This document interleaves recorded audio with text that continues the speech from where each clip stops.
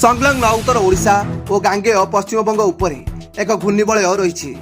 यही प्रभाव में राज्यर विभिन्न स्थान में आज वर्षा हो पारे बोली पाणीपाग विभाग पक्षर सतर्क सूचना जारी कर गतकाली सकाळ 8:30 संध्या 5:30 मध्य सुंदरगढ़ में सर्वाधिक वर्षा होता।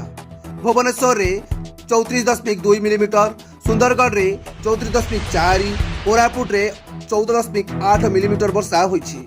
एथिसह सुंदरगढ़ में 30 ରୁ 40 किमी बेगरे पवन सह प्रबल वर्षा हेबार संभावना रही। झटका पवन बहिबा सह वज्रपात एवं प्रबल अति प्रबल वर्षा पर सुंदरगढ़ जिला को ऑरेंज वार्निंग जारी करिछि आंचलिक पाणीपाग विभाग।